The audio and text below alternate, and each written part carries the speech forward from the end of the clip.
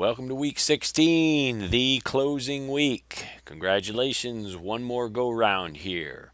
In this single lecture for week 16, I'm going to introduce some important periods in European, Western, and perhaps global history. And while this might really better fit the second half of the course, World 2, I'd like to introduce it here as a way to sort of close out World 1 and introduce those to World 2. Especially those that may not go on and take the second half of the course, because the scientific revolution, this age of enlightenment, and in some sense the age of Napoleon are so transformative. While the Renaissance did lead to this rebirth of Europe, this reinvestigation of science and nature as a way to glorify and understand God or nature's God's world, it didn't end conflict. Europeans will continuously be at odds with one another. A great example of that is the 30 Years' War from 1618 to 1648.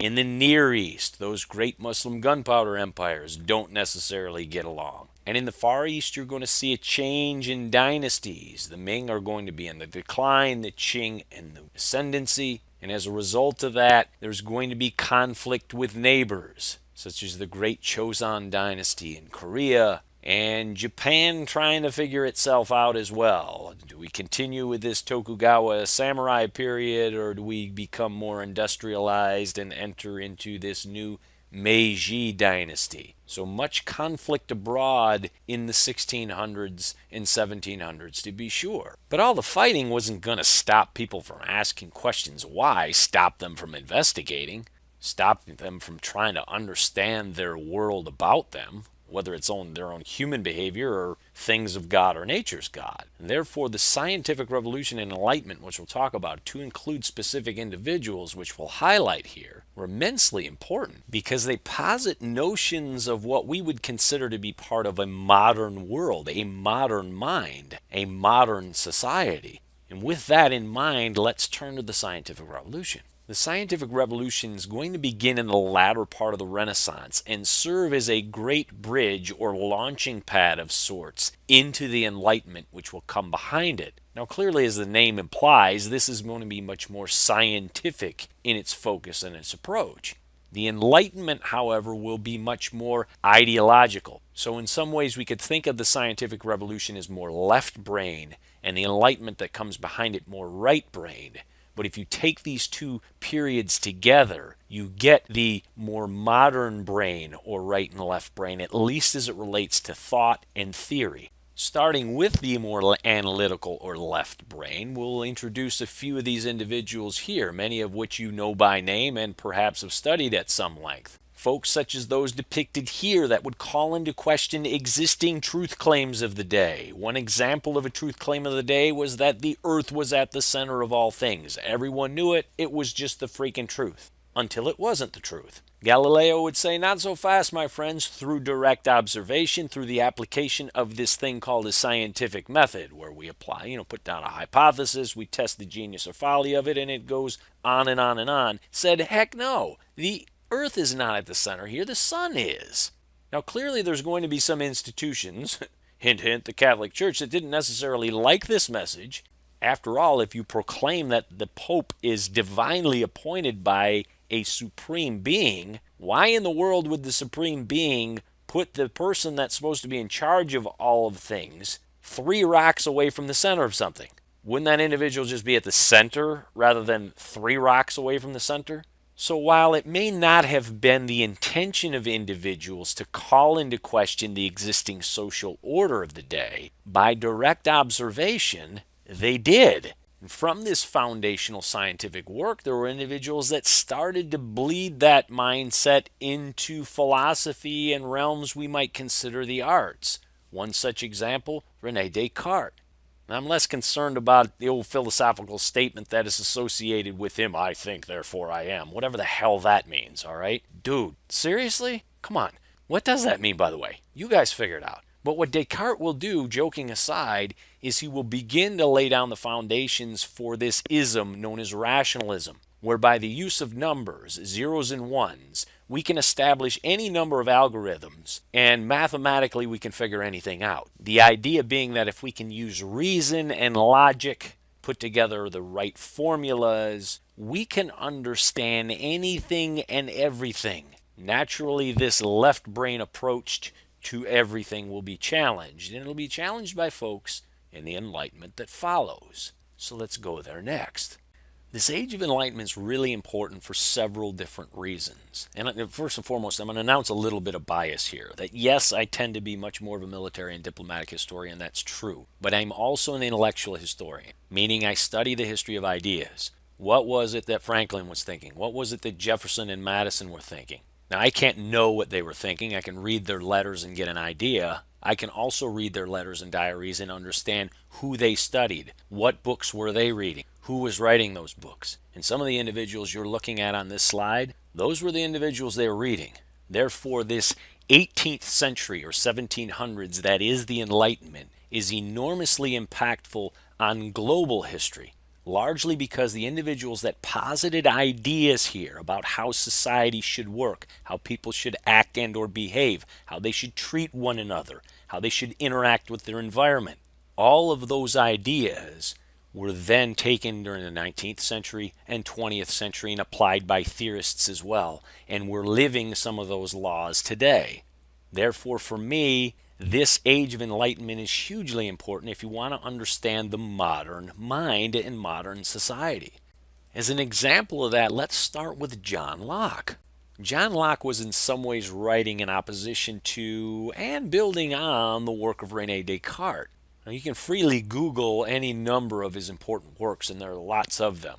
But perhaps the most important, or at least most well known, is his essay concerning human understanding. In his essay concerning human understanding, Locke posits this notion that all individuals, as they come out the birth canal, were all born free, equal, and independent.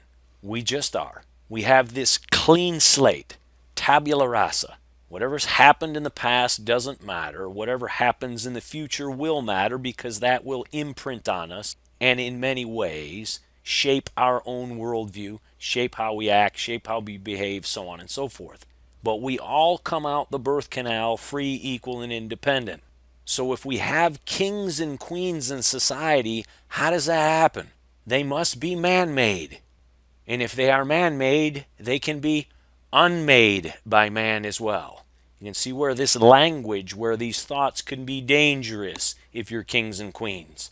As an interesting sort of sidebar, for those of you that may have been hooked on that old television series, I think it was an ABC series, Lost, L-O-S-T, you will recall that one of the central characters in that story, his name was John Locke. And John Locke was in a wheelchair before the plane crashed on the island. And then he wasn't in a wheelchair. Tabula rasa, clean slate, we start anew. Don't think that that was a mere coincidence of the writers, because in fact they will use several other individuals associated with the Enlightenment, Jeremy Bentham and others. So an interesting sort of sidebar perhaps. And by the way, for those of you that haven't seen the series, you might want to go ahead and binge watch that at some point. Before moving on from John Locke and talking about a few others on this slide, I'd be entirely remiss if I failed to mention that he happens to be one of the three greatest minds the world has ever produced, according to Thomas Jefferson. And in fact, John Locke would posit in his writings that all individuals are endowed with certain rights, the rights to life, liberty, and property. And understand that in Jefferson's original draft of the Declaration of Independence, he uses those exact words and that exact phrase. If there was a Turnitin in Jefferson's age, he'd have a 100% match to John Locke. America's founding thought is based on these individuals in the Enlightenment era. Let's pick up with another one next. The Baron de Montesquieu, depicted here on the left side of this slide, wrote a very influential work in the mid-1700s titled The Spirit of the Laws. And in The Spirit of the Laws, he posits this notion of a separation of powers. Most of these individuals were historians of their own right, and they understood that all civilizations at some point will decline. They will go away. And most of them go away because of this centralization of power. Therefore, if you want to play for time, if you want to extend the life of an empire, you have to separate power. Thus, when America's founding generation starts to talk about setting up a legislative, executive, and judicial branch, they're reading Montesquieu's work, checks and balances, limiting the power of any one entity or branch so that the centralization of power can't happen as quickly and a civilization can last.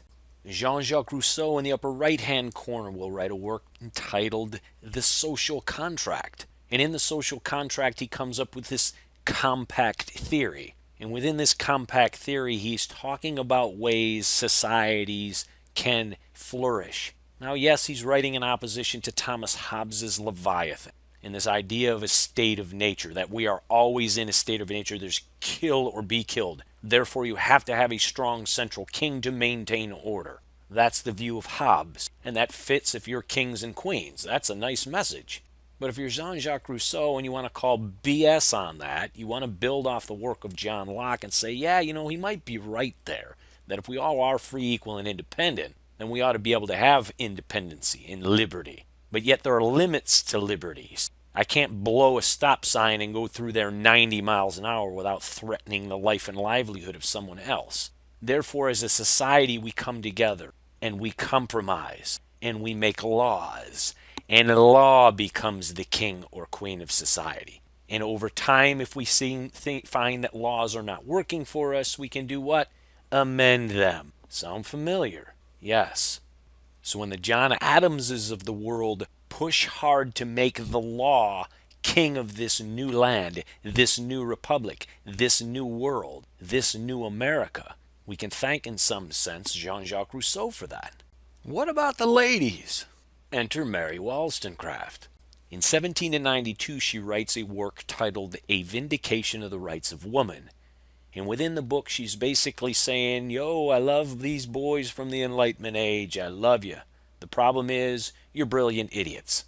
You're pushing for social change. You're pushing for social justice, different ways of thinking and interacting with one another. I love it. I love it. But the problem is, you're only leveraging 50% of society. Let ladies play. We have a mind too. And in fact, we have an important role to play in society because we generally raise the freaking kids. And if you want a virtuous society, if you want a society peopled by individuals with principles and ethics and social mores, that starts at home. And if it starts at home, it starts with mama. Therefore, mama had to have access to an education. Mama ought to be able to share that education with her children as well.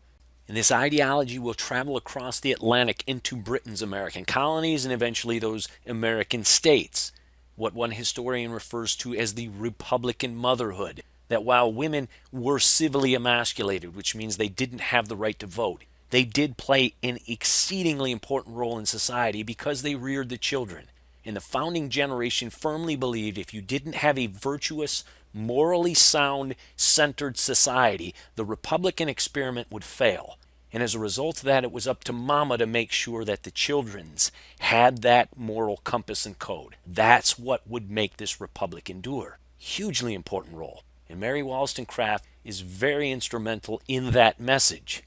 Not to Jones, Adam Smith, and Voltaire here, but we're going to bypass those two cats. I'd ask that you go ahead and research them a little bit. I want to focus in the time we have left here on the two gentlemen to the right of Mary Wollstonecraft, Denis Diderot and Immanuel Kant.